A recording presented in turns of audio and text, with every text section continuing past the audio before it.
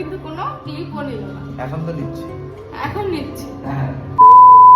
Hello everybody, welcome back to my channel.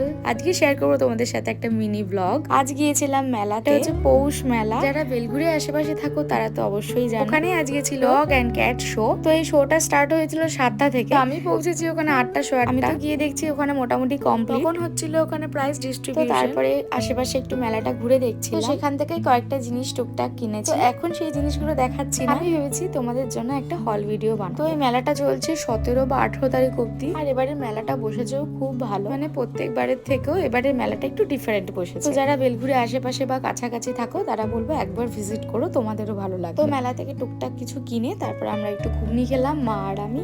আজ আর পুরো মেলাটা সেভাবে ঘোরা হয়নি, মেলাটা তো অনেকদিন এখন থাকবে। নেক্সট যখন যাব তখন পুরো মেলাটা ঘুরে দেখবো। তো আজকের ভিডিওটা এইটুকুই। ভিডিওটা ভালো লেগে থাকে তাহলে একটা লাইক করে দিও। টাটা।